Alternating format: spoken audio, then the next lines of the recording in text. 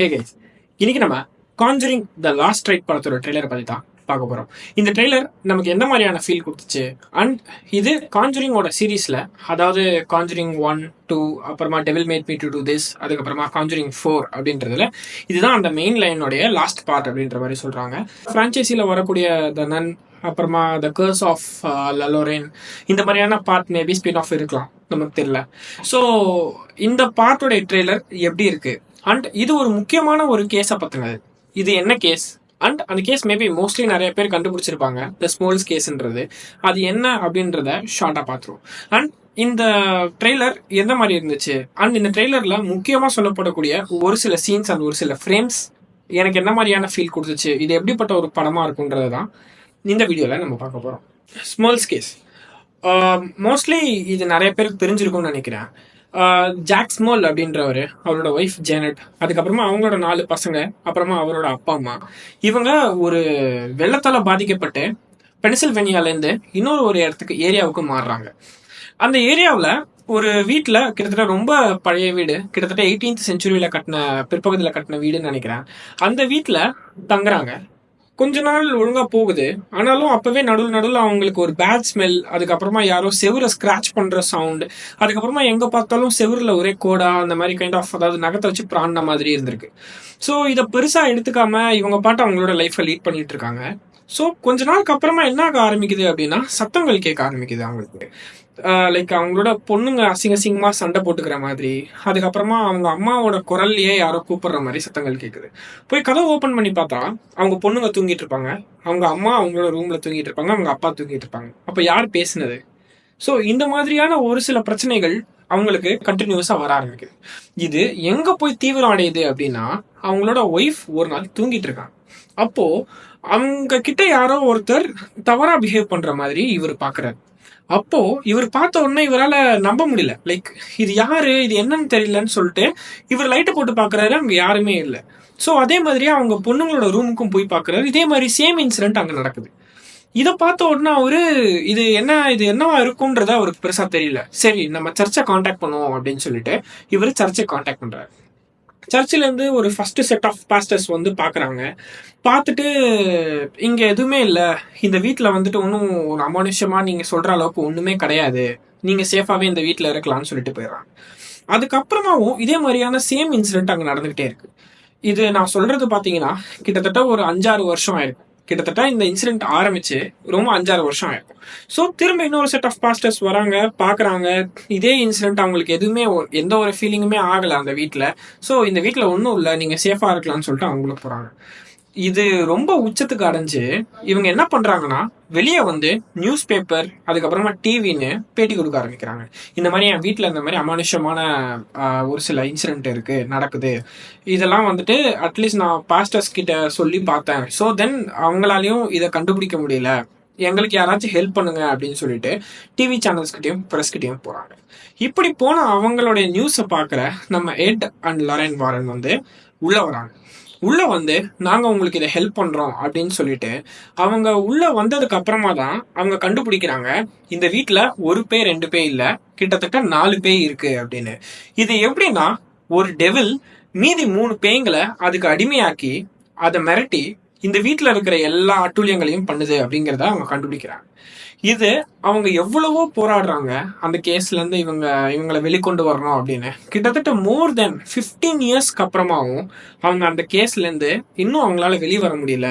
அவங்க லாஸ்டா ஒரு பாஸ்டரை வச்சு இந்த வீட்டுல இருக்கிற எல்லா பேயும் போயிடுச்சு அப்படின்னு சொன்னதுக்கு அப்புறமா இவங்க வேற வீட்டுக்கு மாறுறாங்க.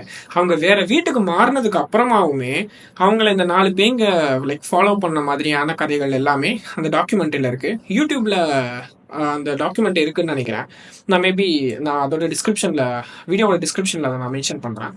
அண்ட் இதுக்கப்புறமா அந்த வீட்டுக்கு இவங்க வெளியே போனதுக்கு அப்புறமா, இந்த ஸ்மால்ஸ் ஃபேமிலி வெளியே போனதுக்கு அப்புறமா அவங்க தங்கியிருந்த வீட்டை ரொம்ப கம்மி விலைக்கு வாங்கின ஒருத்தர் அங்க தங்குறாரு. ஆனா அவங்களுக்கு எந்த விதமான ஃபீலும் ஆகல. அவங்க இந்த வீடு நான் ரொம்ப கம்மி விலையில வாங்கினேன், ரொம்ப சந்தோஷமா இருக்கேன் அப்படின்ற மாதிரி தான் அவங்க சொல்றாங்க.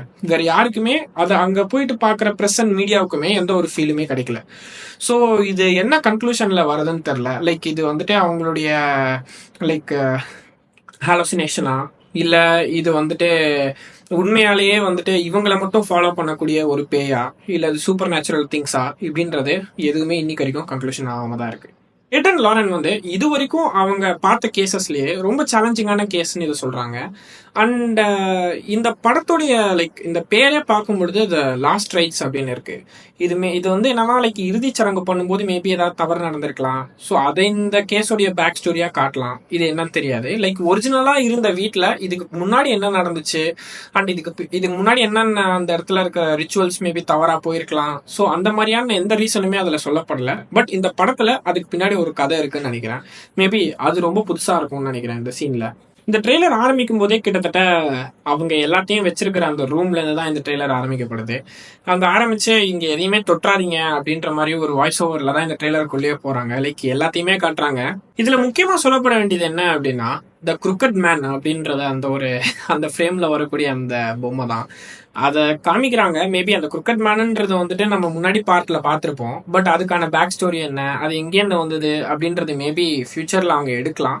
ஸோ அந்த ஃப்ரேம் சூப்பரா இருந்துச்சு. அவங்க என்ன குருக்கட் மேன் அப்படின்றத காட்டுறது. அண்ட் இந்த ட்ரெய்லர்ல கிட்டத்தட்ட மோஸ்டா பாத்தீங்கன்னா ஏடன் லாரனுடைய சின்ன வயசு போர்ஷன் காட்டியிருப்பாங்க அப்படின்னு நினைக்கிறேன். ஏன்னா ஒரு இடத்துல அவங்க கதவை திறக்கிற மாதிரி இருக்கும். அதுல அந்த லைக் ஃபேஸ் வந்து பிளாக் அவுட் ஆயிட்டு ஒரு ஒரு சீன் ஒன்று இருந்துச்சு. அது ஏதோ இவங்களுடைய பாஸ்ட்ல இருந்து இது கனெக்ட் ஆயிருக்கோ, கிட்டத்தட்ட இந்த இந்த டெவில் வந்து அவங்கள ரொம்ப நாளாவே ஃபாலோ பண்ணிட்டு வருதோ அப்படிங்கிற ஒரு டவுட் இங்க ஏற்படுது.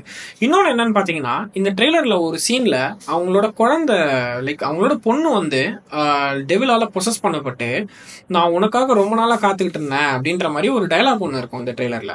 ஸோ இதை பார்க்கும்போது மேபி அது கன்ஃபார்ம் ஆன மாதிரி தான் இருக்கு. ஏன்னா இந்த டெவில் இவங்க எங்கேயோ ஒரு இடத்துக்கு போகும்பொழுது இவங்களை ரொம்ப காலமாவே பின்தொடர்ந்து வருது அப்படின்றது. அண்ட் அவங்க வீட்டில் இருக்கிற ஒரு சின்ன பொண்ணு வந்து ஒரு பொம்மையை எடுத்து அந்த பொம்மை ஏர்ல பறந்து அண்ட் அதுலேருந்து ஒரு வயசான ஒரு பேய் ஒன்று வரதா இருக்கட்டும், அண்ட் சிங்க்ல இருந்து ஃபுல்லா பிளட் வெளியேற ஒரு சீனா இருக்கட்டும் அப்படின்ட்டு நிறைய ஜம்ப்ஸ்கேர்ஸ் வரணுன்றதுக்காக எக்கச்சக்க சீன் ட்ரை பண்ணியிருக்காங்க. பட் ஸ்டில் அது ஒரு ட்ரெய்லராக அதை பார்க்கும்பொழுதே எனக்கு மெஜாரிட்டியாக நிறைய இடங்கள் இந்த ட்ரெய்லர் ஒர்க் ஆகலை அப்படின்னு தான் சொல்லணும். ஏன்னா இதுக்கு முன்னாடி வந்த காஞ்சரிங் பார்ட் 1 இருக்கட்டும் அண்ட் காஞ்சரிங் பார்ட் 2 வரைக்குமே எனக்கு வந்துட்டு இது ரெண்டுமே ஒரு நல்ல படங்களாக இருந்துச்சு. And devil made me to do this பார்க்கும்போது ரொம்ப ஒரு நார்மலான ஒரு ஜம்ப்ஸ்கேர்ஸ்க்காகவே எடுக்கப்பட்ட ஒரு படம் மாதிரி தான் தெரிஞ்சது. தவிர மீதி எந்த ஒரு ஸ்டோரி லைனும் இந்த பார்ட் 1 பார்ட் 2ல இருக்கிற ஸ்டோரி லைன் எதுவுமே இந்த devil made me to do திஸ்ல இல்லை. ஸோ இது கிட்டத்தட்ட ஒரு உண்மை சம்பவத்தை எடுத்துக்கிட்டாலுமே இந்த பார்ட்டும் கிட்டத்தட்ட அந்த மாதிரி இருக்குமோ அப்படிங்கிற ஒரு டவுட் தான் இருக்கு. மேபி நமக்கு படம் வந்தவங்க தான் தெரியும். அண்ட் இந்த ரிப்பீட்டேட்டிவ் ஆஃப் சீன்ஸ் வந்து நம்ம முன்னாடி பார்ட்லேயே பார்த்துட்டோமே, இது இந்த பார்ட்ல வருது, ஏதோ இந்த பேய் படத்துல வருதுன்னு கிட்டத்தட்ட நமக்கு நிறைய சீன்ஸ் டிடெக்ட் பண்ண முடியுது. இந்த படம் நம்ம போய் தியேட்டர்ல பார்க்கலாம் அப்படின்னு சொல்றதுக்கான ஒரே ஒரு காரணம் என்ன அப்படின்னா இந்த கேஸ்க்கு அவங்க என்ன கன்க்ளூஷன் கொடுக்க போறாங்கன்றதுதான். ஏன்னா ஒரிஜினலா நம்ம ஸ்மால்ஸ் கேஸ் எடுத்துக்கும் போது இதுக்கான ஒரு ஓப்பன் கிளைமேக்ஸா தான் இதுவே இருக்கு. ஏன்னா இவங்க லைக் பப்ளிசிட்டிக்காக பண்ணாங்கன்னு ஒரு பக்கம் சொல்றாங்க. இன்னொன்னு இவங்க ஃபேமிலியா இவங்க எல்லாம் சேர்ந்து ஹாலோசினேட் பண்ணியிருக்காங்க அப்படின்னு ஒரு பக்கம் சொல்றாங்க. அண்ட் இன்னொரு பக்கம் நிஜமாவே இந்த வீட்டுல ஏதோ ஒரு சாத்தான் இருந்திருக்கு பாருங்க, அவங்க இன்னொரு வீட்டுக்கு போனவனையும் அதை ஃபாலோ பண்ணிருக்கு அப்படின்னு ஒரு பக்கம் சொல்றாங்க. ஸோ இதுல எது உண்மை அண்ட் இவங்க எப்படின்னாலும் இந்த படத்துல பேய் தான் இதை பண்ணுச்சு அப்படின்னு தான் சொல்லி இந்த பேய்க்கான பேக் ஸ்டோரி என்ன, அதுக்கப்புறமா இவங்களுக்கு கடைசியில் என்ன நடந்துச்சு அப்படின்றது மேபி இவங்க புதுசா யோசிச்சாங்கன்னா மேபி இந்த படம் ஒர்க் ஆகிறதுக்கான வாய்ப்புகள் அதிகமா இருக்கு. உங்களுக்கு இந்த ட்ரெய்லர் கட்ல என்னென்னலாம் பிடிச்சிருந்தது, என்னென்னலாம் பிடிக்கல, ஆர் இன்னும் என்ன பெட்டரா பண்ணிருக்கலான்றத கமெண்ட் செக்ஷன்ல சொல்லுங்க. மேலும் நிறைய movie related videos, suggestions and movie ரிவ்யூஸ்க்கு ஃபில்மி கான்வோ சேனலை சப்ஸ்கிரைப் பண்ணிக்கோங்க. உங்களுக்கு இந்த வீடியோ பிடிச்சிருந்ததுன்னா லைக் பண்ணிட்டு உங்களுக்கு தெரிஞ்சவங்களுக்கு ஷேர் பண்ணுங்க.